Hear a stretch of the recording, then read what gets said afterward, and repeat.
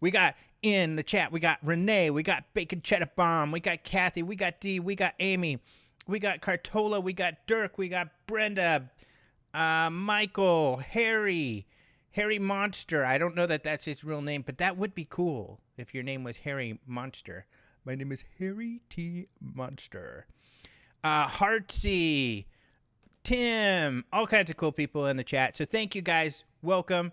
I was just telling people who haven't been here before, what you see here is when people subscribe, they pop up here. So that's our most recent subscriber, Patrick. So I want to say thank you to Patrick. If someone subscribes while they're watching, a little video pops up right here, and I'll show you that up here. We've got people who donate in the chat. You can see the little $sign in the chat. You can actually give me money there. You don't have to. Oh, it's Harry S. Monster. I was close. And you don't got to do that, though. If you want to tip, you can. There's links, or you could hit that money thing. But you could also buy a T-shirt. In fact, you know what? I until recently, and it's only because this has this chat ability, and then I've also gotten on Patreon. Until recently, I really didn't even ask people to give me something for nothing. And even in Patreon, I don't. I've got something to give you. But, you know, it's also very helpful to buy T-shirts, and I'll point out some other things that you could do that really helps. So, but if you want to tip, that's great. That's an easy way to make sure I keep going, because that way I can pay attention to this kind of stuff. But anyways, we cover UFOs in kind of a credible way. So it is UFOs, seriously. I'm kind of a goofball, but still, we look at this in a serious perspective, especially for those of you who may be new to this field, coming into it because you saw that the Department of Defense had a UFO program, and you're like, what the heck?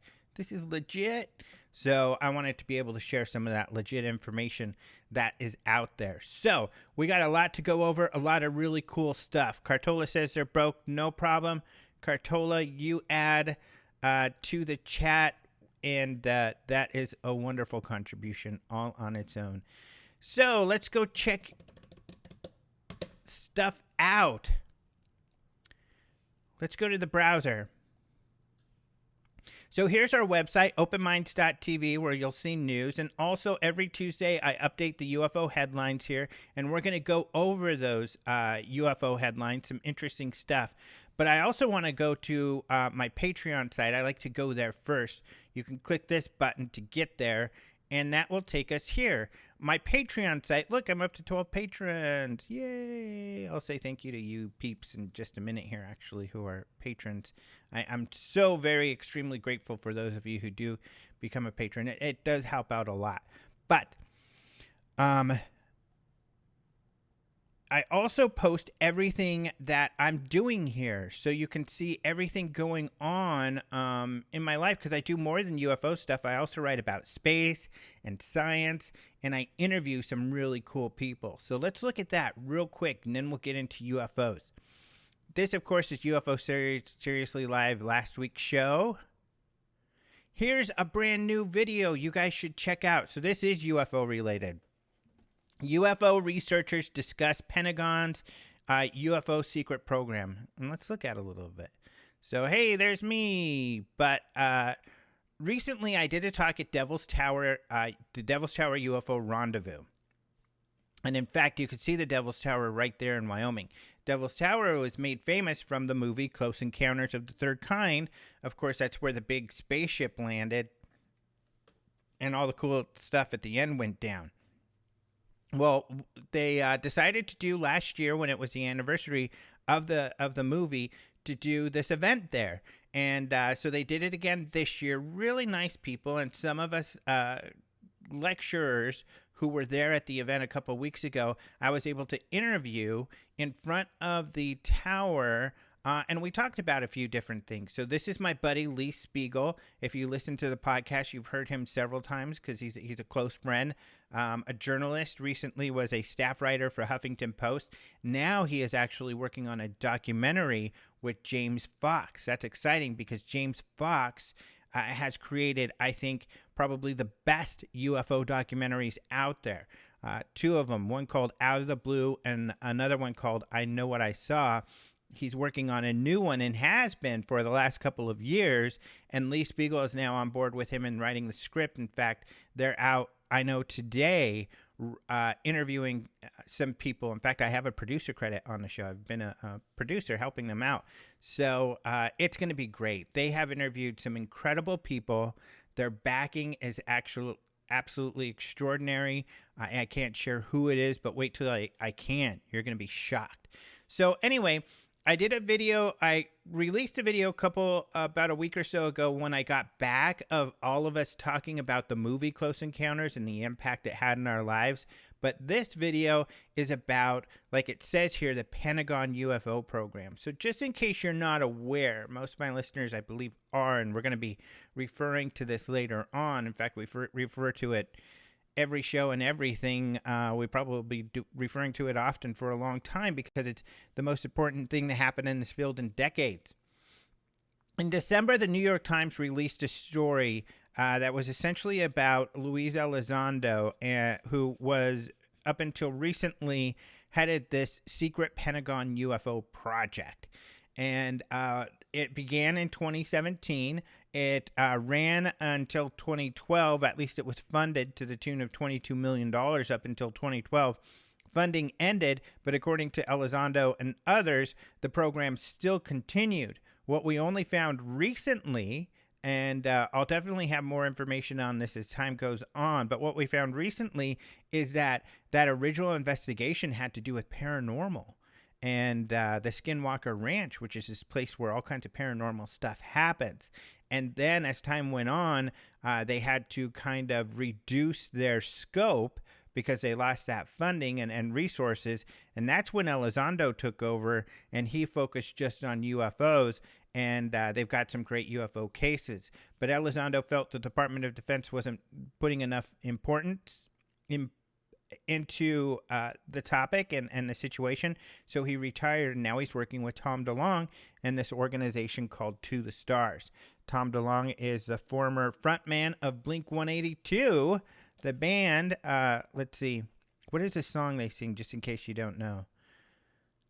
Na na na na na. How's it go? Say it isn't so. Da da da da da. I can't remember. Someone said, "Meh, propaganda." What do you mean by that, my friend? Are you saying that didn't happen? I know these guys excuse me. I know these guys actually, a lot of them, and I have for years, as they've investigated this, but I didn't know that they were getting government funding, so that's something new.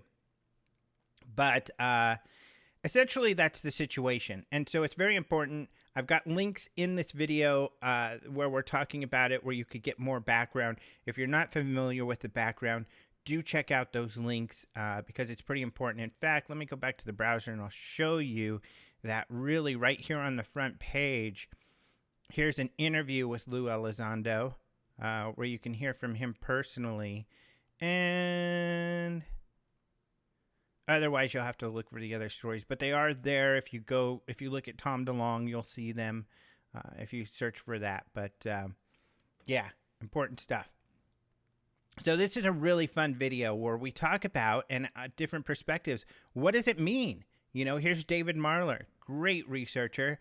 What does it mean that the government has now revealed that they did this UFO investigation, and how does that change what you do, is what I was asking all these researchers, and I participated in that conversation. So that's what that is. Here is something that is non-UFO, but I highly recommend it. Of course, it's my story, so I'd love for you to go look at it, but I also recommend the film. So I got to interview the filmmakers, the directors and writers, creators, essentially, of this film Science Fair. I don't know if you've seen this documentary. It's really good. I mean, it's great. It's these kids who go to the largest science fair in the country. I mean, they're absolute geniuses. I can't remember what these girls did, but amazing. I mean, they're building next-gen aircraft. They are, looking for solutions for the Zika virus. They are doing this amazing stuff. But the gist of my story, they come in all shapes and sizes, is that they're regular kids, and that's kind of what the documentary filmmakers were talking about, kind of their lives and kind of that difference. Like, especially one of the filmmakers, she was actually a high school kid who went to the science fair and participated, and she talked about, well, I didn't realize what a big deal it was what we were doing back then. So great. It's hilarious too. It's so entertaining. Kids are goofy teenagers, so they're just total goofy teenagers like any other. So it's really funny. And then this is the last podcast that I did for Open Minds UFO Radio, and that is with David Marler, the gentleman who we just saw. I had him on recently where we talked about the importance of historical UFO cases, but we talked about one in particular, the Battle of LA. He has done this talk at the International UFO Congress, and in fact, I wanted to show you, there is a video on demand for the UFO Congress, and it's only a few bucks. You can watch one video if you want for $2 or $3, but it's not much more to have access to all of the videos. And you could see here, going back all the way to 2011, some years we don't have many of the videos, and I'll try to get those up. It's just they're really bad files. But in the more recent years, we have almost all of them. For 2018, I've only got a few more to do, and I will get those. In fact, I'm going to upload one more tonight. But what I'm talking about in particular here, you could go to 2017, and you'll see Mr. David Marler. There he is. So here he is. He does this talk where he put together a bunch of information about the Battle of LA. This image right here is kind of that iconic image from that event that ran in the news. So he researched where this picture came from. He got a higher resolution picture. He also worked with others to find all the government documents from back then and witness testimony. And essentially what happened is, in 1942, soon after Pearl Harbor, something was seen over the city of LA. It flew over LA from the ocean, and then it went out to the ocean and then came back again. And this entire time, you know, we were really freaked out. We were ready. We had anti-aircraft guns all over the place. And it was, I think, just a couple days before this that a Japanese sub was seen in the area. So they were worried that, you know, there would be another attack, this time on LA. And so they blew the hell out of this thing, or attempted to. You could see here, they're shooting at it like crazy. All of the shrapnel rained down on people. Luckily, nobody died from shrapnel, but people did die from heart attacks, from car crashes. It was only like 5 or 6 people, or maybe a few more, but they never figured out what this was. And there are a lot of records out there, and everybody talks about it, you know, but nobody has put together all of this information like David Marler has. So listen to this this podcast. You can see it right there on YouTube here. And then if you like that, to get even more information and to have it all put together and listen to David present it with pictures and photos and everything, then come here. Oh, you know what? I'm going to change this too, so you can rent it for $2.99, because they're supposed to. We lowered the price. But you can also watch it for free. Start a 7-day trial and watch it for free. Really great stuff. But if you do, you know, like I said, if you want to help out, you know, this is a good way to do it, where you can get access to all of this, and then that also helps us. Otherwise, I think we talked about this last time, and this will be an article up on Den of Geeks soon, where this is kind of a small snippet. New York Comic Con just happened last weekend, and we're going to be talking about that because some UFO news came out of it. And we at Den of Geek always put together a magazine for the Comic Cons when we go to them. So sure enough, you know, we're based out of, Den of Geek is based out of New York City. So all the guys out there went and they handed out these magazines. And my article in that magazine was about space tourism. I actually had a long article on here about the Pentagon UFO project and Tom DeLonge and everything. But it was too long. Didn't get in there. They wanted to do all this graphics. They love the story, so they wanted to do something special for it. So we'll have to put that in the next print article. But we have lots of articles on Den of Geek, and you'll find a bunch actually here as well. So here's an exclusive interview with the filmmaker of Skinwalker, where they talk about the government funding that project. There's more articles and stuff. But yeah, so that's some of what I've been up to in the last week. So let's check in with you all. Oh, yeah, I decided this last week.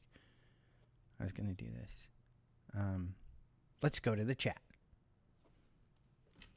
Balloon. Somebody said, was it a balloon? You know what? That's something that David and Marler and I talk about. You know, that was the predominant theory, that it was a balloon. But there are many reasons that it likely was not a balloon. First of all, it went across LA and then it came back. Balloon wouldn't do that. Let's say in the rare instance that it would. They were shooting anti-aircraft, and the shells were exploding near this thing for a long period of time. Some people had suggested, well, maybe the shrapnel had bounced off the balloon. Well, that's kind of silly because the shrapnel's made to go through aircraft and to take down aircraft. Certainly would take down a balloon. So the balloon theory, for all those reasons, just doesn't really fit. Let's see. Somebody's talking about the flyers. Somebody said our weapons blow. Someone opinion of the exploit. Oh, the Sunspot Observatory evacuation. I don't know. We talked about that a lot when it was happening. The story was that there was essentially a guy who. Well, here's what the story was. And I don't have any reason personally to, right now, any evidence, not to say that there isn't something else going on, but there's nothing I can see that would counter what the official story was. Official story was, if you're aware, that there was child pornography found on a computer in the observatory. They weren't sure whose it was, but essentially their main suspect had made threats, and they thought maybe he had a partner who might come shoot the place up or blow it up, or, so for security reasons, they closed the place down. They also needed to do their investigation to find out what computer and, security cameras and all of that turned out to be the janitor, and he was the one making threats and everything. So that's why they shut down the observatory and the nearby places while they conducted their investigation, and to make sure that, nobody came in and shot up the place. It would make sense. I mean, it's a scary time, and, that keeps happening these days, people shooting places up. So that's all I got on that. Not a balloon. Yes. Monica McCorkle should be here. Yeah, where's Monica? I'm not sure who that is, but hey, that'd be great. All right, so let's go on.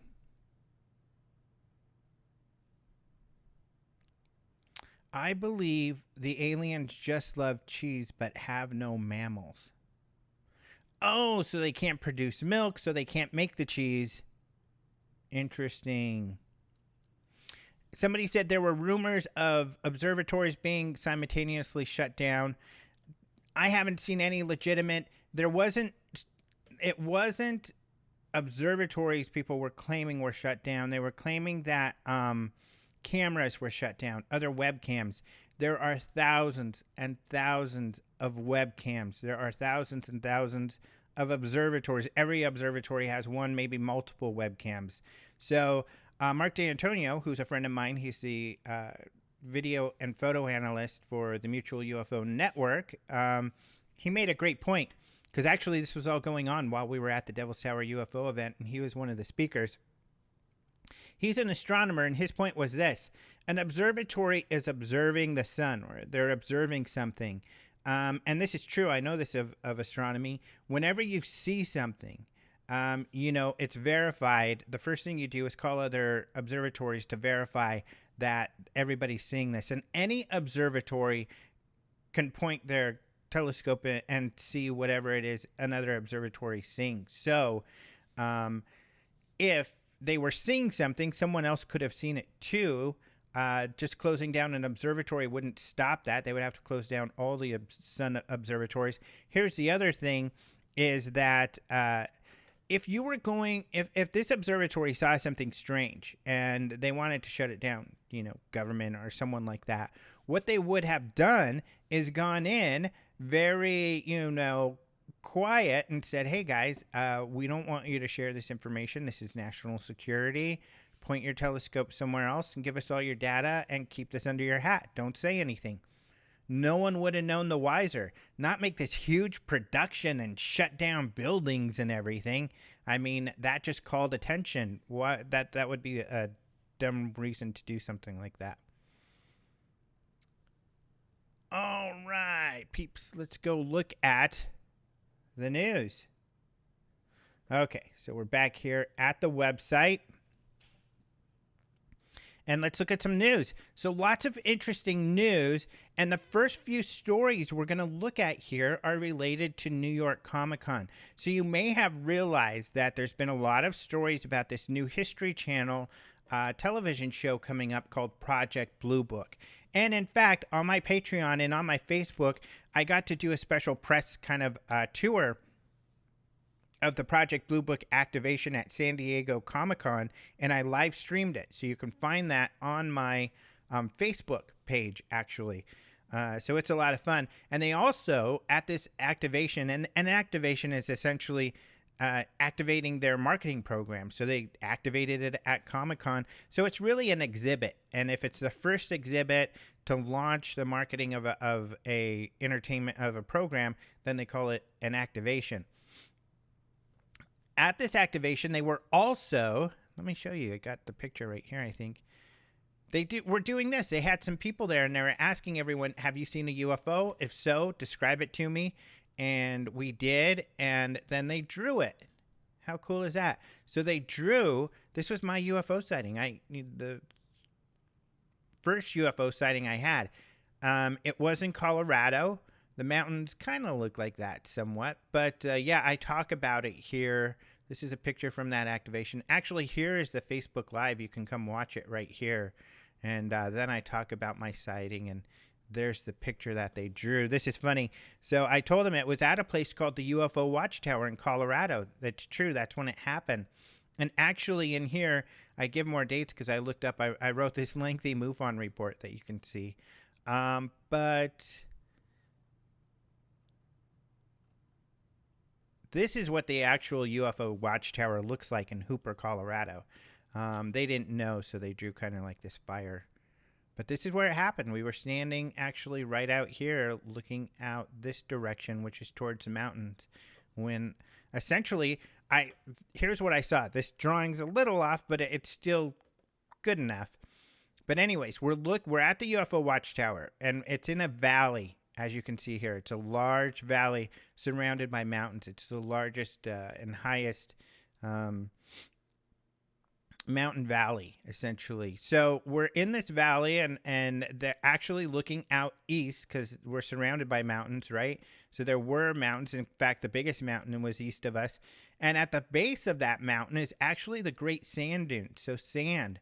Well, we're out there to look for UFOs, and it starts to get dark, and we're all blabbing. And my sister, luckily, was watching the sky with a family, especially the kids, and they were Spanish speaking. Luckily, my sister's boyfriend was there, and he spoke Spanish, so he was able to translate for us. I don't, unfortunately. But this light, as the sun was going down, came across just right over the mountains like this. And it's cruising across the mountains, and that's what they're trying to demonstrate here. So it's coming across, and right when it got directly east of us, it kind of just faded out and disappeared. I felt like it was kind of blinking out, like it got brighter and dimmer until as it faded. Others said they thought it moved in a jerky manner. Kind of everyone thought that it did something different. One lady said she got out her binoculars and could see that after we couldn't see it anymore, it went down like behind this mountain. I don't know about that, but it was coming straight across. But that was extremely weird. I don't know what the heck that was. It was very bright light. It didn't look like a plane. So we're talking about it, and we're really excited. This was at dusk, so the sun was going down. Well, about half an hour later, it was about 9 o'clock, the sun was completely down and it was completely dark. Well, from behind us, from the south, west, and the northwest, we noticed there are satellites. There are two satellites in the sky at the same time. One was coming, and they were both coming kind of towards us. One from the southwest, one from the northwest. I call them satellites because they were points of light moving at a regular pace.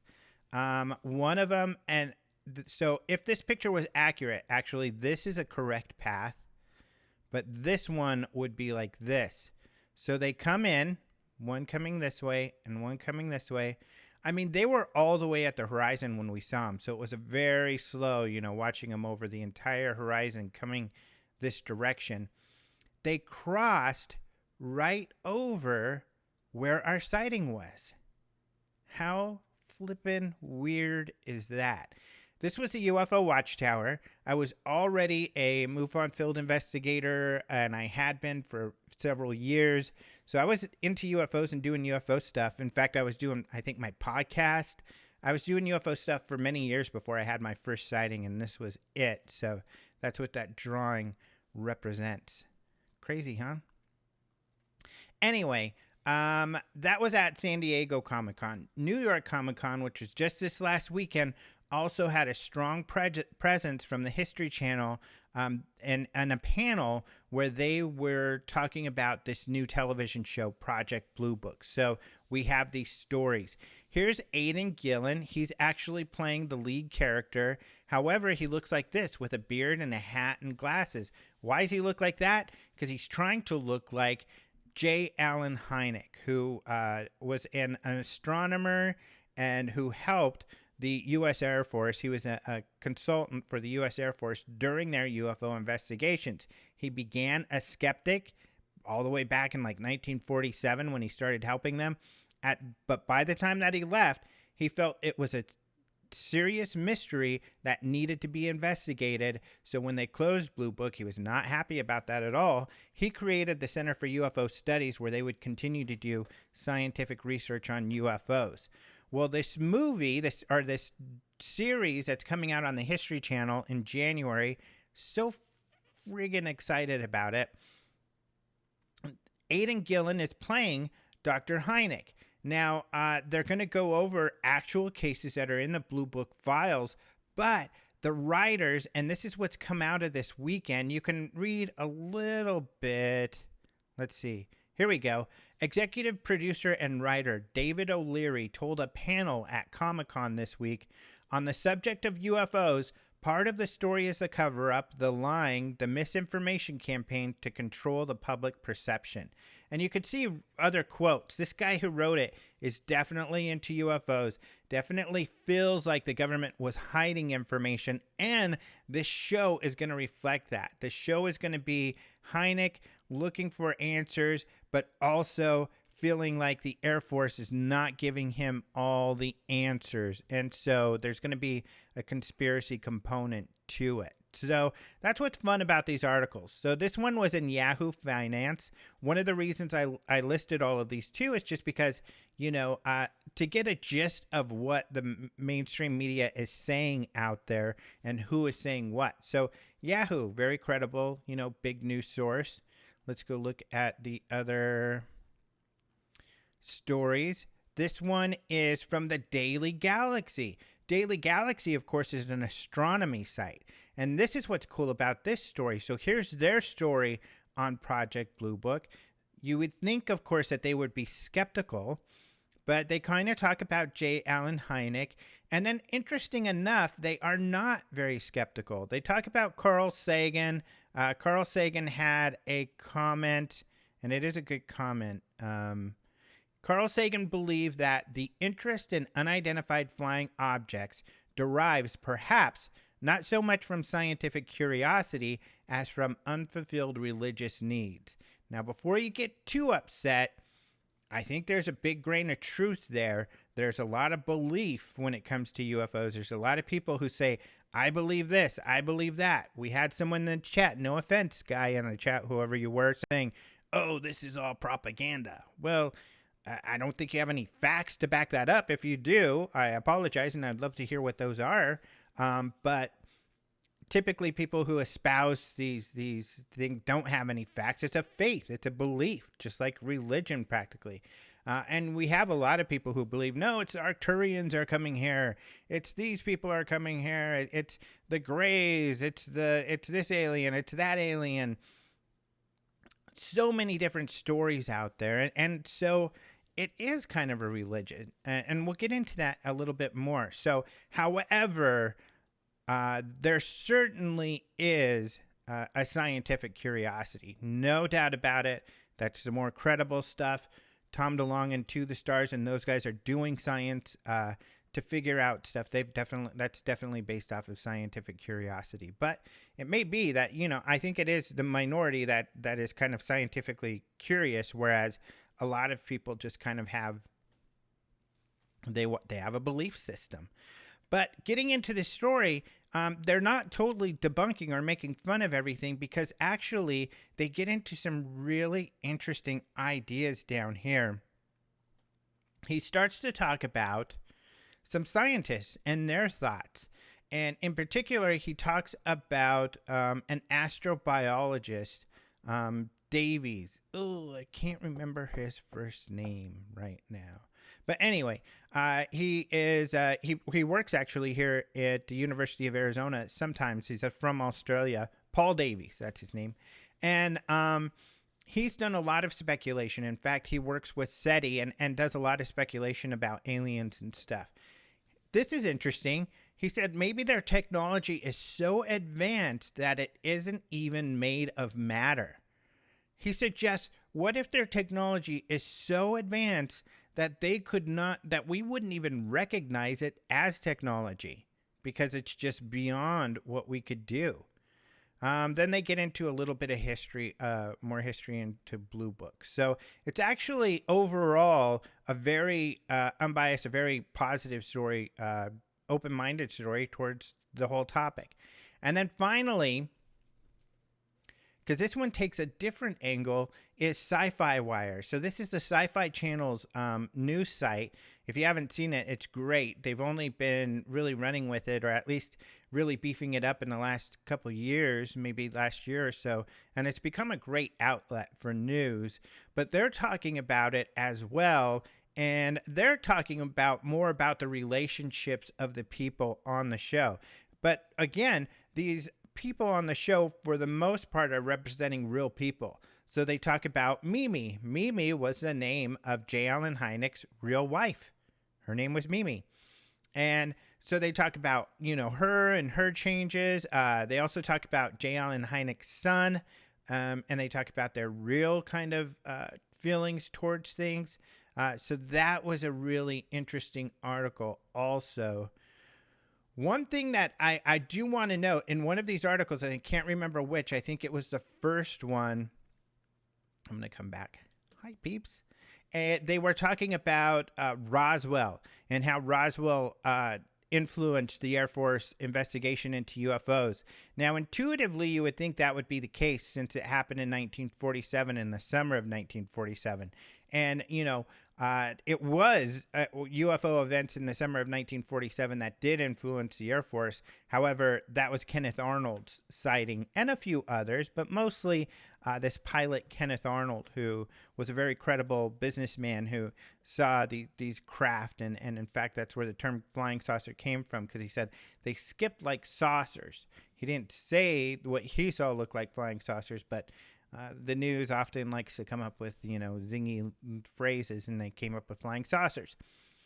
In fact, I'll give you a preview. If you're going to be at AlienCon, I'm going to be speaking there in a week, and I've got a talk on Steven Spielberg. And in there, I have a video of J. Allen Hynek, who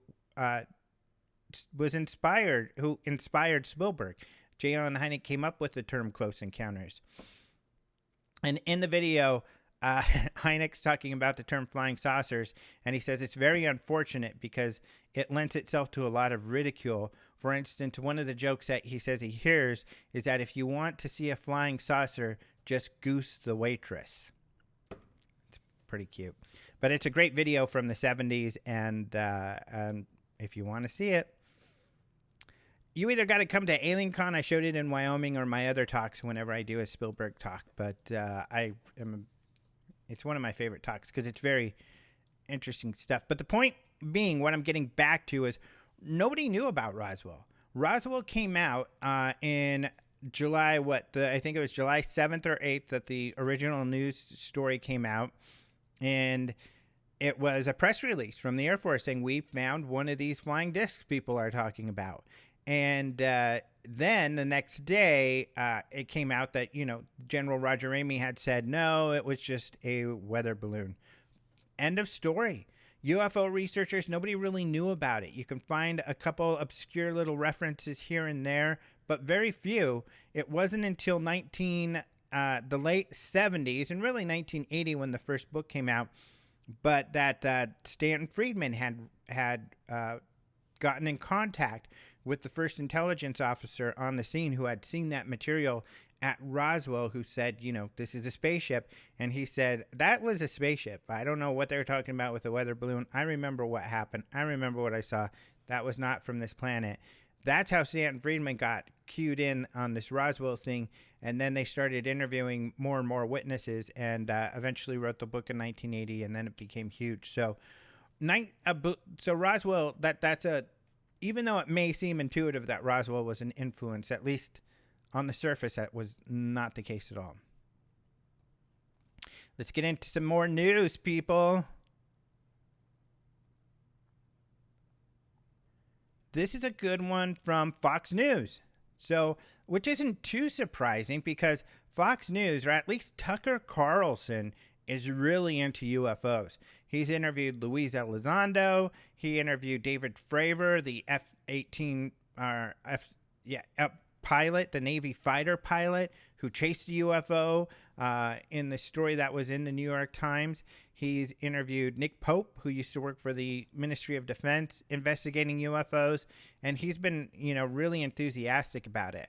Well, Fox News did a story recently, 5 eerie UFO photos that spark rumors of alien life. Oh my gosh, what are they talking about? What could these sightings be?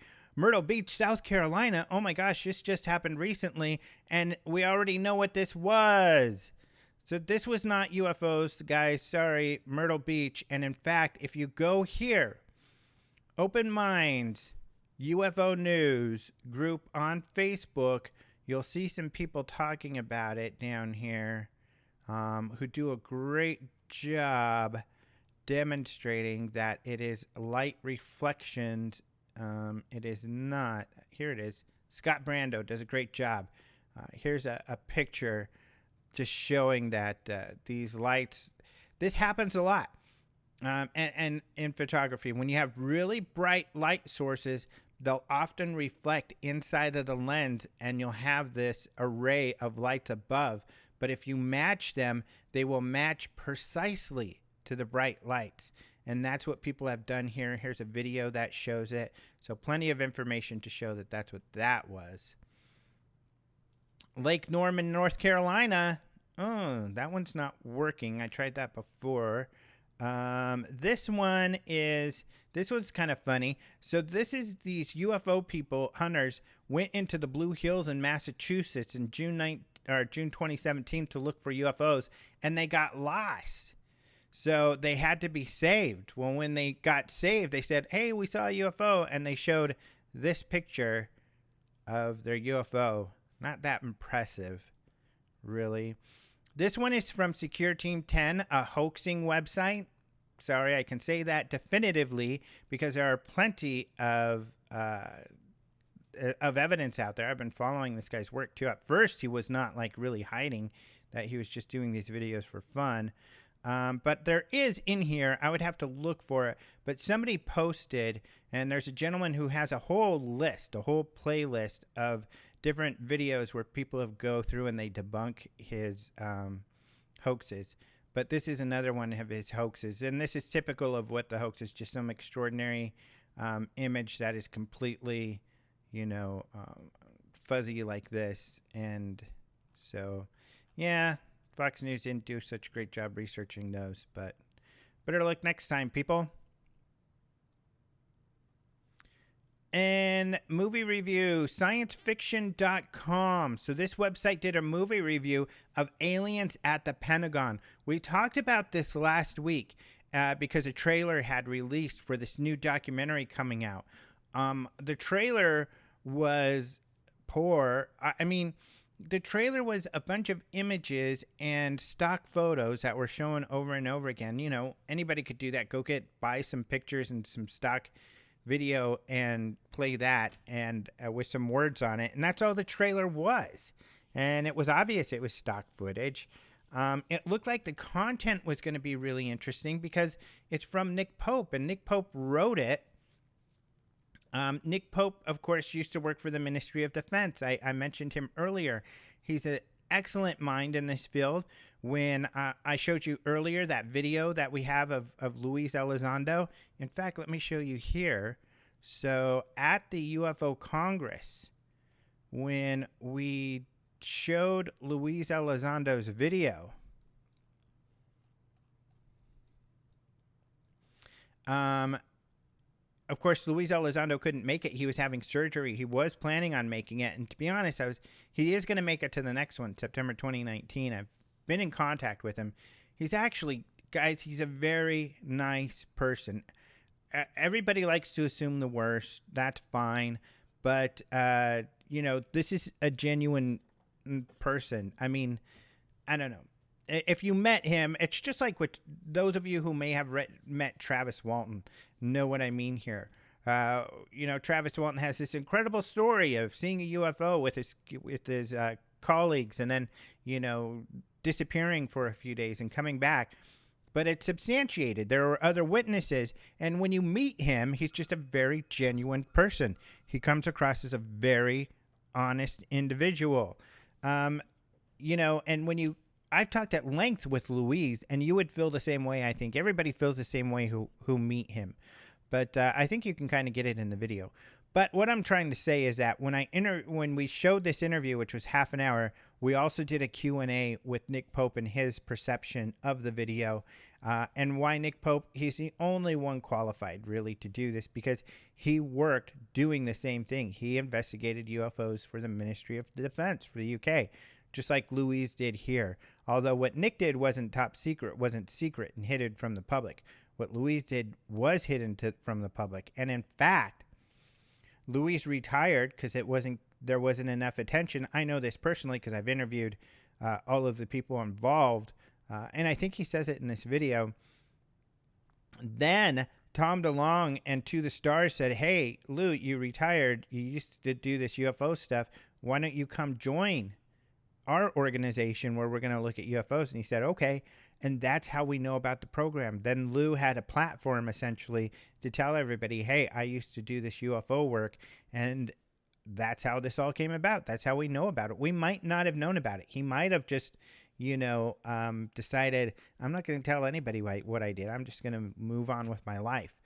Or he may have found some other route to try to get the word out about what he used to do. But of course, he got a big platform with To the Stars and Tom DeLonge.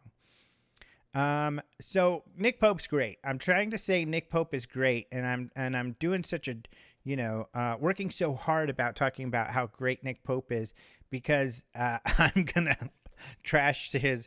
Well, I'm not gonna trash him. The movie is kind of like the review here rings true. Normally, I wouldn't listen to a critic. I would still, and I'm still gonna watch this. And maybe if any of you in the chat have seen it, you could tell us what your perceptions are. But they said essentially it was just like the trailer. It was a bunch of, he even says, dopey stock footage. So it's a stock footage of people running around and images that he says they use over and over and over again while Nick Pope is telling the story of UFOs, kind of the history and talking about Elizondo and this whole new thing.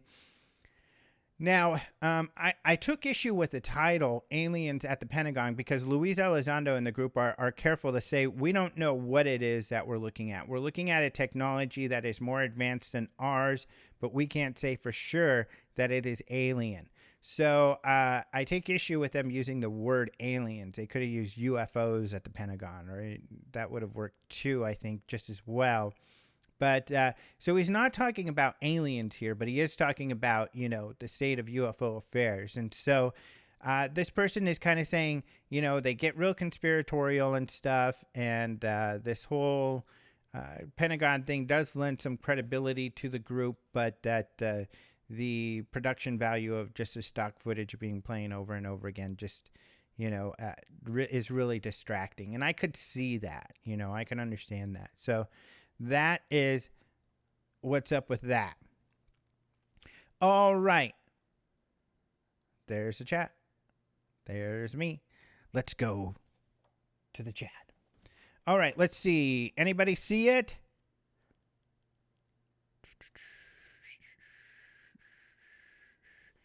Bacon Cheddar Bomb says Nick Pope has a quite defined nose. Someone went and watched a video of the UFO in Jaws. Well, it was, if I remember correctly, though, that was Shooting Star. Let's see. YouTube is filled with fake, low-quality videos. Amen to that, brother. It's really disappointing.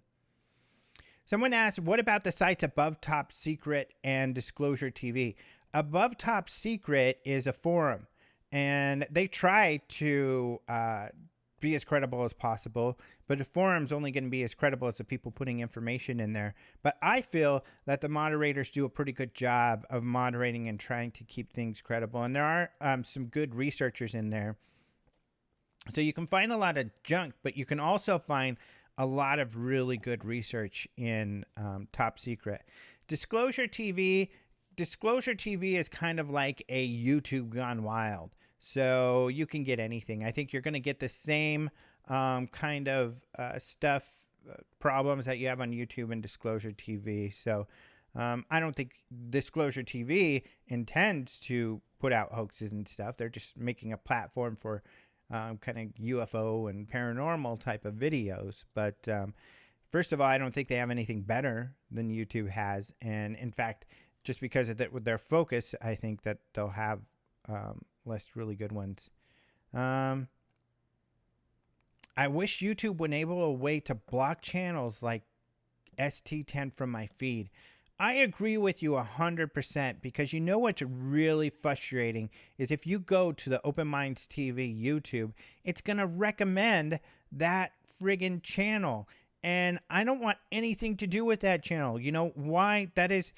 It's very frustrating. And in fact, I should think about it, because luckily, I mean, I don't have the number of followers he's got, but we've got a lot of followers, and that gives you a little bit of clout. So I'm going to complain.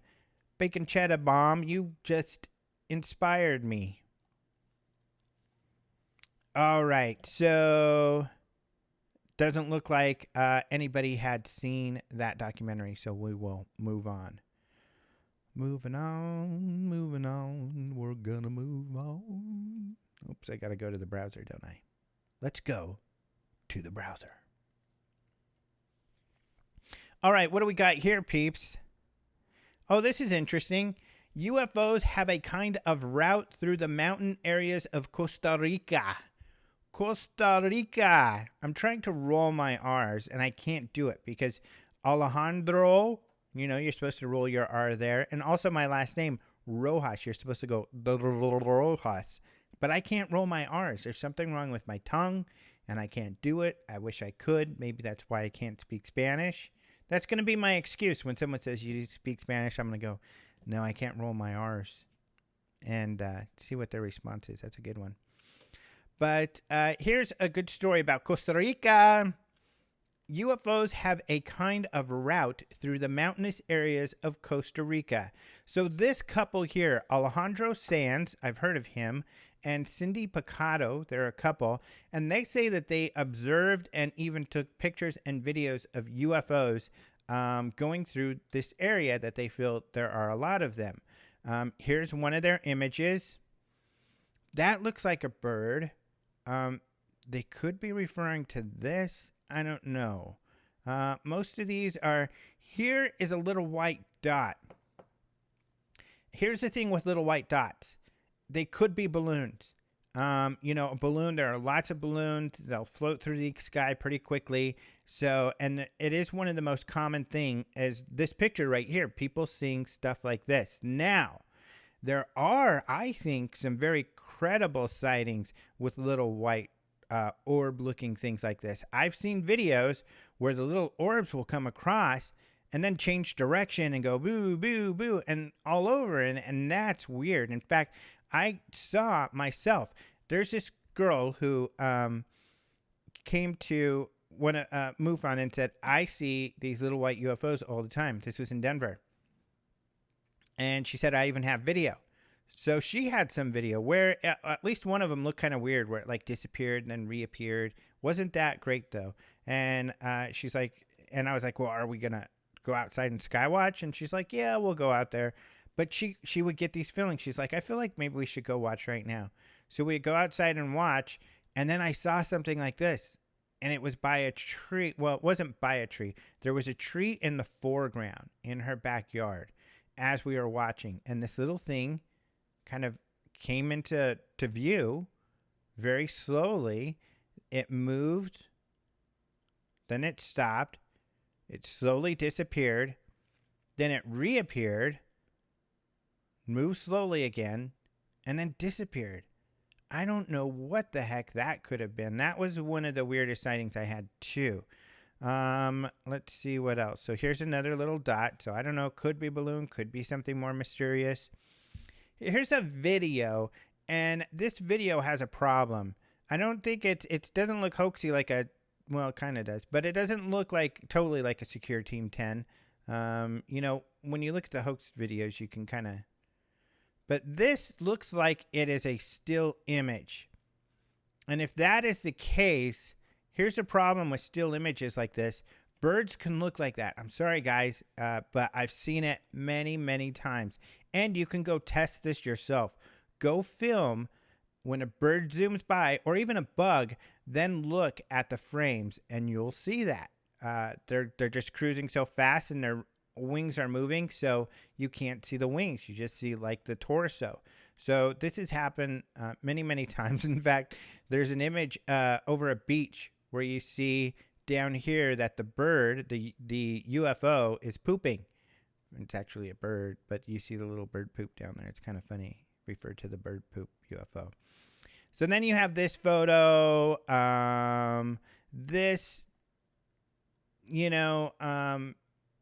Again, could be just something reflecting. So what I'm saying here is, I'm not saying that it's not something unusual, but their pictures and videos do not prove that it is something unusual. So unfortunately, the pictures and videos are not substantial enough to definitely walk away and say, oh my gosh, they're flying over Costa Rica. But who knows? It could be. I'm not. All right, so this is a good one. This is from the Sun Herald, and this is about the Pascagoula UFO incident. So Charlie Hickson and Calvin Parker were the two guys who were part of this case, and Calvin Parker is actually going to be speaking at the next UFO Congress. And this is a great article. This is written by someone from the area, Karen Nelson. She said she heard about this when she was a kid, because this incident happened in 1973. It's an early abduction story, which is kind of weird. But again, it's one of the more credible ones. So what happens is Calvin Parker's an 18-year-old kid who works for Charles Hickson. They also like to fish. So they go fishing, and they see this weird object. And we'll get to that in just a second.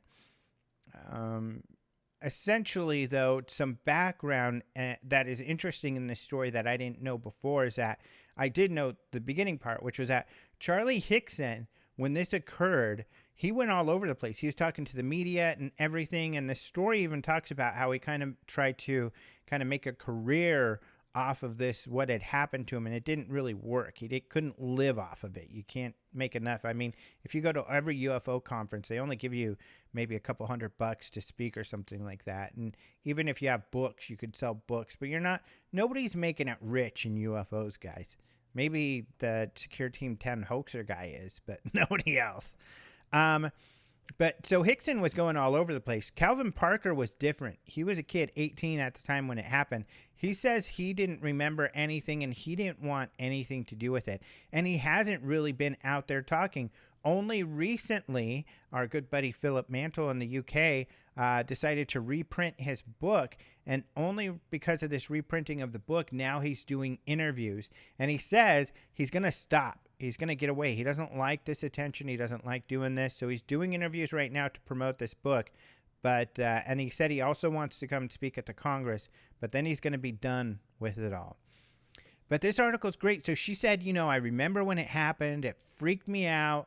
So I decided that I was going to go investigate this now that I'm an adult. So she found out that, there's bridges. So here's a bridge nearby where the sighting took place. And they do have people on the bridge. She called them people who run the drawbridges there, essentially. They didn't see anything, she says. But she does tell the story where essentially they're walking. They go across one of these bridges. They come over here to the edge. They're going to go find their fishing spot. I'll show you that spot. Actually, let's go look at it now. And there's the two guys there. There's Charlie Hickson and Calvin Parker. Look, right there, too. What the heck? That's weird. So that was the police officer. And here we go. Here's where they were. There's Charlie Hickson at the site of where it happened. And you can see one of the bridges back here. But they were walking with their fishing poles, got to the area, and they said they saw some lights. And he thought maybe some police were at his car. Thought they were police lights or something. Then they noticed it was this oblong kind of shape, and that it was a craft. And this craft came and near the land. These creatures came out of it. They said they felt like they were drugged. They couldn't move. They were taken on board, given kind of a medical exam, and then put back. First thing they did, and this is kind of interesting, I guess, that according to the story, first thing they did was go to the media, a newspaper. They didn't want to hear it, so they went to the sheriff.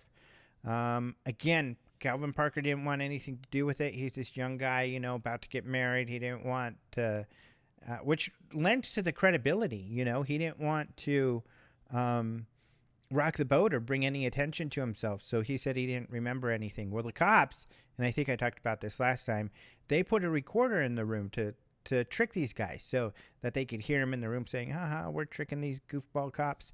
But no, instead they were scared and they're like, what, they don't believe us. What if they don't believe us? What happened to us? Oh my gosh. So they were really freaked out. And years later, just like this report, they've told the same stories.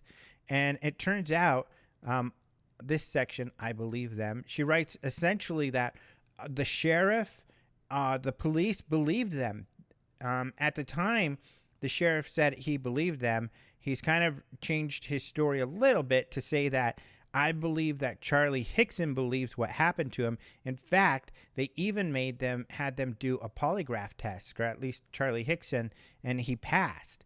So really interesting case. Essentially, all the police then ended up believing them. But this is a really great story. This is one of the best stories I've read on this event because this person was from the area, impacted by it, and then did a great investigation here to find out if this case was still credible. And she essentially found that she felt, Karen Nelson here, it is still a credible story. So really interesting one here. Definitely recommend that. This story is from the Roswell Daily Record. That is the paper that wrote the story that is so famous now. Back in 1947, that said, Roswell Army Airfield found crashed flying saucer. I love these guys because I've been speaking out there in Roswell for a long, long time now, and I've become friends with these guys, and they actually have printed a lot of my articles. Dennis, I'm also friends with, and there's really not much to say here except that Dennis is going to be doing a talk out there. I just included it as a link to help them because they're my friends. And then finally, the final story of the week is this one. So this is interesting. Ralph Story and UFO Mania, 1953. So this is kind of an archive of these old interviews. And this guy had a television show. This sounds really funny. So this is a video of this show. And on this show, it was kind of an entertainment show where they had singing and stuff and they would do interviews. But on this show, they had a guy named Adamski come on, George Adamski. George Adamski has these UFO pictures. He said he was talking to and visiting aliens and all of this stuff like this. This was during the contactee years. So it's almost kind of a history that is getting lost. In the 50s, there were a lot of people who said they were talking to aliens, that UFOs came down and they would talk to the aliens. And this was like a huge group of people. In fact, let me do this for you dudes. My dudes. No, what am I doing? It's hard to see over here because I got my dang camera in the way. And I was going to go to another site, but I don't want to do that. I want to show you where you can find this stuff on my site, dude. Giant Rock. So this is Giant Rock in California. It's kind of out by the Joshua Tree. And it literally is this giant rock. It's now fallen apart, so it's like in a couple pieces. But it's got a long story. A lot of that story's in here. But this guy bought it. Van Tassel was his name, George Van Tassel. He bought this giant rock, and there was this little airfield because there's a lot of dirt. This is the desert. And then he built a little store, and people could fly in. In fact, this guy Van Tassel worked for Howard Hughes for many years. He was a engineer, building aircraft and stuff like that.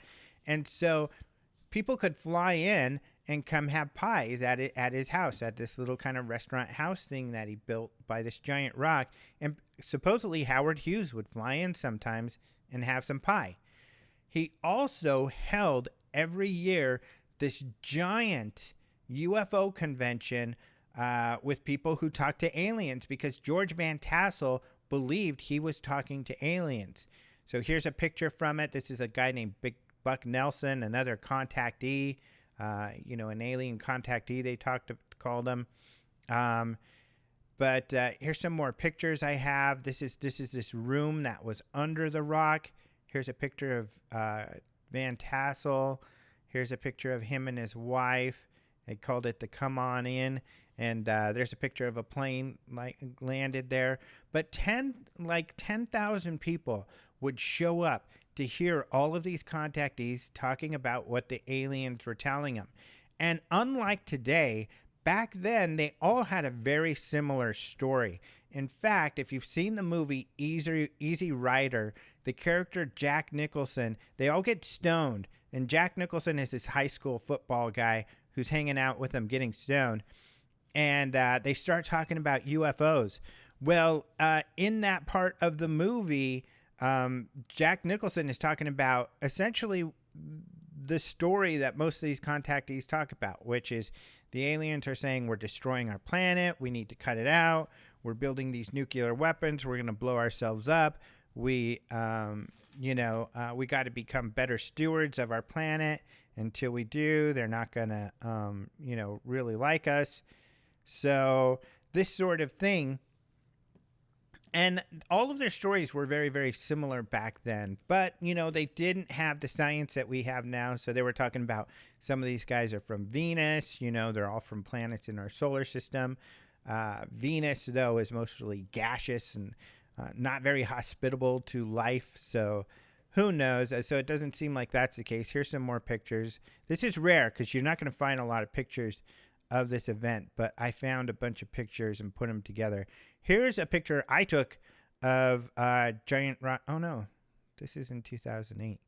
That's not my picture. I've been there and I've taken some pictures, but this looks like it's someone else's picture. This is what it looks like now. A chunk of it kind of fell off there, and now that building's gone. There's just a concrete pad here. But yeah, look at that. Tens of thousands of people in the middle of the desert. They built this stand above his thing here. You can see where people sit there and on a loudspeaker talk about you. Isn't that crazy? Isn't that wild? George Van Tassel also, if you go out there, you'll see this. He built this building called the Integratron. He said that the aliens told him how to build a technology where humans could just walk through this building and it'll recharge your cells so it can like heal you and make you younger. He died before it was finished, but he also said they didn't give him the complete plan. So even when he couldn't finish it, he couldn't figure out how to make it work right. But it's still a pretty incredible building. You can go out there and see that, but I think you have to have an appointment. But there's kind of some aerial views and where you'll find it. So there's 29 Palms, and then you'll see it's out here by Landers. It's not that bad of a drive. It's not too far off the highway, at least the Highway 10 when you're going from Arizona to LA. So it wasn't that big of a side route. So there's that story. And I think that is the last. What were we talking about? Oh, anyway, I was getting back to this. So George Adamski, because I talked about giant rock and contactees in this story here, but George Adamski is one of those guys. And so in this interview, they're interviewing him about the aliens, and it's kind of funny. There's a picture of George Van Tassel there and this iconic UFO. In fact, this UFO picture is kind of gone across the world. I don't know. I'm like a... stop. Gosh dang it.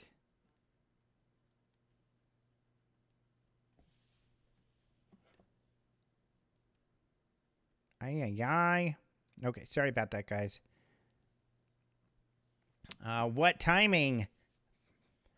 But where was I? Oh, so this UFO right here has become very iconic. If you're into anime, I'm really into Japanese anime.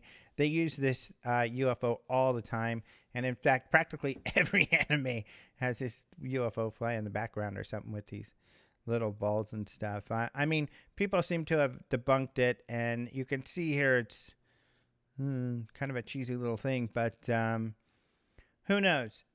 You can read more about George Adamski and figure that out. I don't have any videos or anything on him because that was a long time ago. Nobody remembers that stuff anymore. But this video, I guess, is really funny. So if you watch it, she said that, they interview people, but just sporadically for no good reason, they just start to sing. And she was just like, that's just how weird TV was back at that time. I keep saying she because I'm assuming this was written by a woman, and I have assumed completely wrong. It is written by a man. So, let's go to the chat. All right, so that's the story. I need to know about that picture. Which picture was that? They Live, starring Rowdy Piper, somebody said. Gonna look up when driving tonight. What are you guys talking about? You guys are talking about some picture here. Talking about shirts. Pascagoula is a great case. Love to get my recommendations. Ooh, what do you want my recommendations on? I didn't hear. Let's see. Okay, if you guys have any questions, let me know. I don't see any right now. Somebody said they saw a butt. Oh, I know what you're talking about. Should we go look at the butt? Let's go look at the butt. We're gonna go look at a butt. It's just kind of funny, the butt. I think it's in Yahoo Finance. It's all over the place. So there's always these ads at the bottom of stories. And there's this ad Who knows what it's about? But of course it shows. It's not a bare butt. But I know exactly what you're talking about because it's really funny. Cracks me up. See it all over the place all the time. Let's see if it's in this one. Oh, I'm not going to try to look too hard for the butt. But yeah, there's these things at the bottom. Here we go. Like this. And there's this one that shows this girl with these tight pants where it's totally riding up there. And, of course, it's to grab your attention. And it certainly grabbed your attention, didn't it? Okay. So, let's see. It's giving you guys time to answer the questions. Can I join Open Minds? Well, you can join our group on Facebook, the Open Minds UFO group. Please do that. Really, that's the best you could do to... Cartola. Now, I want to hear, Cartola keeps saying, what about the fireball in Toronto? Fireballs are typically meteorites, coming into the sky. There was one scene, actually, the night of the SpaceX launch. SpaceX had a launch last week that was spectacular. If you haven't seen it in LA, people were able to take some amazing video. That night, by San Francisco, there was also a video, looked like some kind of space debris coming down. But I guess I'm not sure what was so mysterious about the fireball in Toronto at this point. But do share that. The UFO in the photos you show. Oh, the George Adamski photo? Just look up George Adamski. Or just go to openminds.tv. Of course, right here. And then that was in the last story that you'll find right there on the front page. And there he is. Good old George Adamski and his UFO. There's another guy who claimed to have seen a similar UFO with these sort of things on the bottom. And can't remember his name, but he was another contactee of the time. Let's see. Where do I think ufology will be in the next decade or so? Bacon Cheddar said, don't take the clickbait. Yeah, I wasn't going to click on the butt. I was just going to show you guys. Let's see. Someone said, a MUFON investigator claimed to me it was proof of a Nazi UFO from Antarctica. He is a clown. Well, I don't like to call people names, but... that's a goofy idea. So let's talk about Nazis in Antarctica. People have to be careful. There's a lot of this was influence, and over time, I'm sure we'll get into more details, but there's a whole neo-Nazi movement where they've tried to connect Nazis with different paranormal and stuff like that. To try to say that, there's some kind of divine backing of the Nazis or something like that. And, in fact, although the Nazis really were into the paranormal and stuff, and I've talked to some guy, I'm trying to get do an interview or get a longer kind of lecture from him. He's a professor who talks about this stuff. Sounds really, really interesting. But the point is that, there's this alleged hidden chapter of Admiral Byrd, who of his journal. And it says that he was flying over the Antarctic and he saw this hole, and this huge hole where it looked like through there it was sunny, and there were like trees and all of this sort of stuff. No, I don't think Hitler escaped, but and he flew into this thing, and then these spaceships came by, and they brought him in, and they were like the Aryan people, and they were flying. They said their spaceships were flugel rods, and that they had shared technology with the Nazis and stuff like this.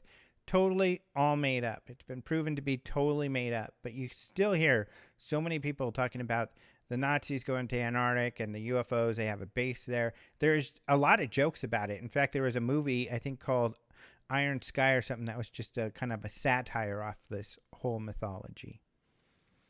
ELO, I do like ELO. Someone else had a good question.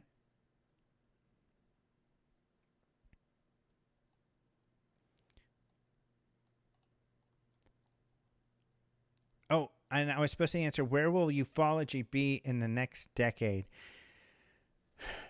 That is a very difficult question, but I imagine, and I hope, and I think that if we're all careful and rigorous, those of us who are really into this, and it would be, I think that we can really bring the whole topic into another level of credibility.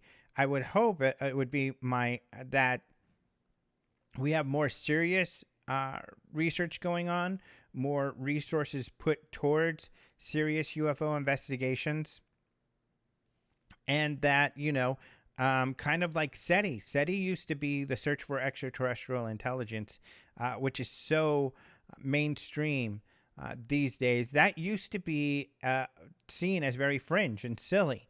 But because a lot of scientists got involved, and because they,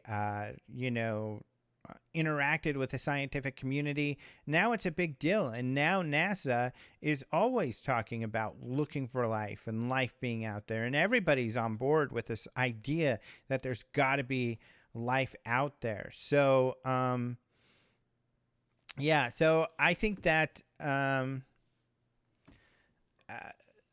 hopefully then this will, and I think that's what's happening right now with this new information that the Pentagon had looked at UFOs, and if we're careful about things, it will help then bring, and it has brought this whole UFO subject to a new level of credibility. So I would like it to be in the future where it's just another just credible area of study and research, and that hopefully then universities and other places can spend some money and time looking into this sort of thing. And some of you may say, well, this is all a big conspiracy or something like that. But even if that's the case, if you have more people involved with more resources, then they'll also be unraveling and finding out more information about what information were not being shared. Even though Lou Elizondo came out and said, I worked for this DoD program investigating UFOs, we haven't seen any documents. We've gotten a few leaked documents that George Knapp was able to get, but we really have not gotten all of the cases that they worked on, or all of the investigation details about the investigations they conducted. So all of that information still needs to come out. And I think if the topic is more credible and there's more people making a serious effort towards finding out more information, that makes it harder for even government agencies to keep this information secret. For example, it's easy for them to keep it secret or not put the information out if it's just a bunch of weirdos, if they can frame it that it's just a bunch of weirdos who believe in this stuff. Oh, we don't have anything important. Why do they need to see anything? So that's where I would like to see it go in the next 10 years. And maybe that will lead to then more discoveries along the lines of, more sightings, and maybe even a better understanding of what may be going on.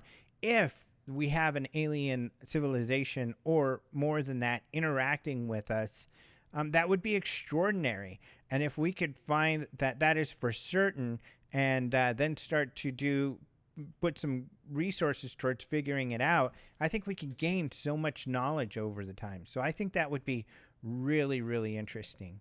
Someone said Tom DeLonge believes that there's something to the whole Nazi UFO thing. I completely, absolutely disagree with him.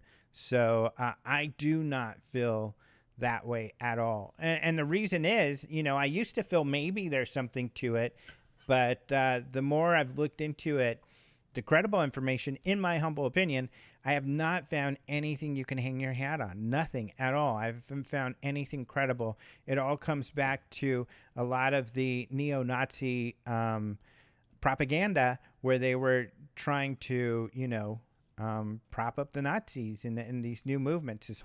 There's so much mythology that was built up around all of that stuff. And if it takes time, but if you look into that, there are some great articles out there actually, where you can find more about people writing about this whole, all of this. So it is really, really interesting, I feel, but unfortunately,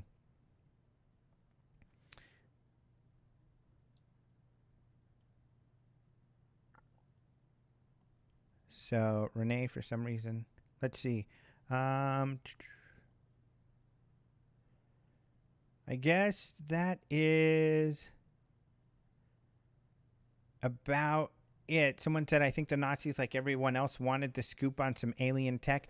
I don't know. I've also really never even heard anything about the Nazis believing or being into UFOs and stuff. They were into like divination. They were into a lot of different paranormal type of things. That's why I want to see this talk. This guy who has academically, I think he's working on a book put together, about the Nazis and Hitler's paranormal research. And I would love to know more about that. Where's the quality video going to come from first? The public, the media, or military ATIP type release? Okay, this is a good topic. Here's a really good topic is military ATIP. So ATIP is the Advanced Aerospace Threat Identification Program. And it is Advanced Aerospace Threat Identification Program. Some people are using aviation. That was wrong. It was put out there wrong. I've confirmed this with Lou. We've got paperwork. Yeah.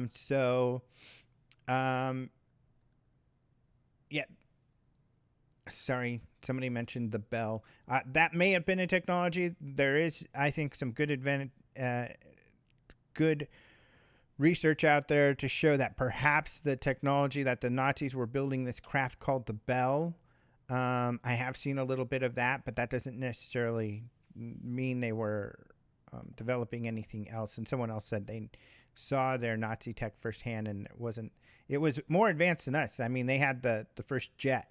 But anyway, I'm getting back to ATIP and military. We've got to remember now that Lou Elizondo is no longer in the military. He says he has friends in the military, but he's on the outs. He does not have access to the information that he used to have access to. So I don't know that he's going to have the ability to... I don't know that we'll see much more from them. We'll see. The good thing that Luis Elizondo has is friends. So he knows where the good stuff is, and he can plead to tell them, hey, let me get this out. Let me get this out. And hopefully maybe they'll let him get the stuff out. So, yeah, will the new best videos come from the public, the media, or the military? It's really hard to know. If it comes out from the media, it could, but that might be a military leak. So, for example, George Knapp has had some information leaked to him. It could be that way. Or it could be someone in the public get something really good. I think that's what's really exciting about where we are with the space race and with commercial ventures into space, because the more eyes we get in space, the more people we get in space. I mean, if something happens while we're out there, where something is seen out there, a craft or something like that, and people have their iPhones or whatever we have on our phones, then I mean, what are they going to be able to do about that? We are so close to space tourism being a real thing. So I think that it's really hard to say, but I think that's a really interesting question. All right. Well, we probably ought to go. Somebody said, frankly, I think the best video or link will be from an individual. But here's the other thing to think of, Harry S. Monster, is that I really personally feel like if there's an advanced civilization here interacting with us, that they know exactly what they're doing. That when we get something, we're given that something.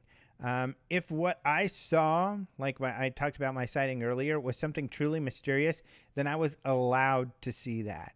I think that it makes sense to me, they would be advanced in their understanding of how societies and cultures and communities work. And I think they would understand how far they can go in sharing information with us before it really becomes, real to the public. And it could be that, they are sharing a little bit of themselves here and there. For instance, these interactions with the military, they don't hurt anybody. They just fly around and show, hey, look at me. We can outrace you. There's nothing you can do about it. That right there is really a communication. It's telling us we're here. Our technology is better than yours. We can do what we want, anytime we want, wherever we want. Hello, but at the same time, they're not hurting us at all. So someone said, I think it's like parenting, maybe, or it could be just observing. Who knows? Yeah, I think it's just completely possible that they could know exactly what they're doing. And I think that makes even more sense. That, in other words, what I'm saying is if it's someone in the public who is the first one to get that great footage, then it will be because they were allowed that footage. But at the same note, I was talking about my Spielberg talk earlier in the movie Close Encounters. At the end of Close Encounters, at the foot of Devil's Tower, this large UFO comes down. It opens up. These creatures come out. If I'm spoiling it for you, you had something like 45 years to watch the movie. So sorry, go watch it now. And I think you already know there's aliens at the end. But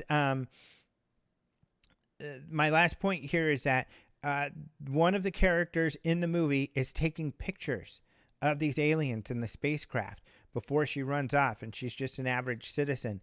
If I received images like that, there's really, it's almost kind of too good to be true. There's not much I could do with it without corroborating evidence that some, lady, single mother, took these pictures of UFOs and aliens and says the government, she did it while she was, there's this government program and government was talking to the aliens. If we went to the government and said, hey, I got these photos of you guys, of this alien and this spaceship, and you guys were there, you guys called this thing in and we're talking with it, they could deny it and say, we don't know what you're talking about. That lady's crazy. She just photoshopped those. Those are obviously costumes. These aren't real. What could I do? That would be the end of it. So, I don't know. It's just our job to get this information out into in a credible, serious manner is very, very difficult. So we're playing by someone else's rules, but that doesn't mean that we don't need to do it or should stop doing it. And I'll pitch my video again from the Devil's Tower, because those are a group of people who are great researchers, and all of us understand. We understand the high bar that is set for science and for mainstream media, and we're taking on that challenge. We want to meet that challenge, and that's what we have to continue to do. Is that means we have to work harder, and like Carl Sagan said, extraordinary claims require extraordinary evidence, and that means that we all have to put in an extraordinary effort to find that, to get it. We've got to be rigorous. We have to be careful, and that's the challenge that we have to meet. So hopefully, if there is material or something given, that we will be there and we'll be able to witness, when this all comes about. And if it does all come about, I'll be telling you about it right here on UFO Live, or UFO Seriously Live. So that is the end, my friends. Thank you so much for joining us once again. Remember, you can find all of these links at openminds.tv. Be sure to check out those videos at the UFO Congress Videos on Demand. You'll see a link to that in the upper right-hand corner of openminds.tv. You can also get t-shirts there, or hats, or other cool stuff. In fact, if you go to the Open Minds store, you're just going to see Open Minds stuff with cool logos and pictures and stuff. But if you go to the UFO Congress store, you're going to see a lot of other cool UFO related stuff as well. So check those out, and check out the rest of the videos on Open Minds TV, and I hope you like them, and I hope you subscribe if you haven't. And oh my gosh, how did I do that? I got all of this stuff on here. Now you can see the ISO that I'm using, and the shutter speed, and all of that. Thank you very much. You guys have a great night. Adios, muchachos. And as you guys saw in that chat, I got to go to the airport, it looks like, in a little while, and pick up my lady, the owner of the UFO Congress.